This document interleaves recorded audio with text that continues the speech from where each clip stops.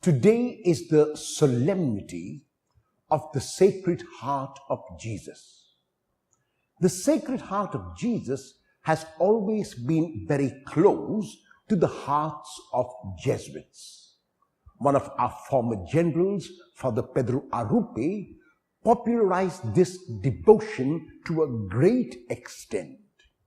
Tradition has it that our Lord appeared to Saint Margaret Mary Alacoque and through her communicated to the world the generous nature of his heart.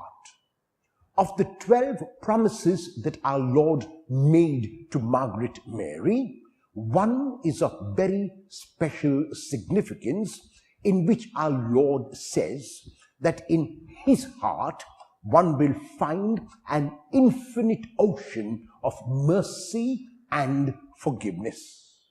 This is very much in keeping with the Jesus that is portrayed by the Synoptic Gospels and the Gospel of John. As a matter of fact, when Jesus came into Galilee in the Gospel of Mark chapter 1 verses 14 and 15, he proclaims the kingdom, which is God's unconditional forgiveness and love, and expects nothing in return except an acceptance of that unconditional love. The proclamation is that the kingdom has come already and none of us can do anything to bring it about. It is given as a gift. It is given freely.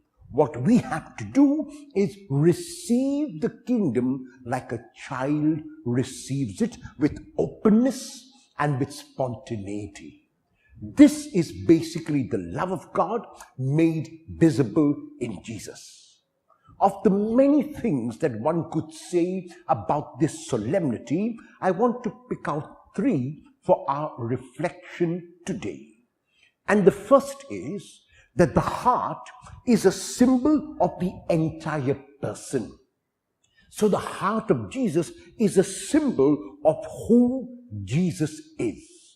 The Gospel of Matthew tells us that Jesus is Emmanuel, which means God with us and God for us. A God who cared for us at every single moment. A God who has not merely created the world and left it to its design, but a God who is involved with the world and who showed that involvement in the most tangible manner when he sent his Son. The second point is that our God cares not only for us, but for the universe. The wanton destruction of nature is not what God intended. When God created the human race and asked them to be fruitful and multiply, he asked them to use and not abuse the earth. And so the Feast of the Sacred Heart is a call to each one of us to also use the resources that God has given so generously and freely, not in a manner that is selfish and self-centered, but in a manner that is responsible. And the third point of the feast is that there is an intimate connection between the celebration of the Eucharist and the Sacred Heart of Jesus. I refer not merely to the ritual of the Eucharist, but I refer to the celebration of that Passover which the Lord himself celebrated with his disciples when he brought his whole life together in the symbol of the offering of the bread as his body and the wine as his blood. What are the implications of the Feast of the Sacred Heart for me? It means, first of all, that the love that I receive from Jesus is a love that I cannot keep to myself. It is not a love that I only assimilate and I'm happy with. It has to be a love that is shared.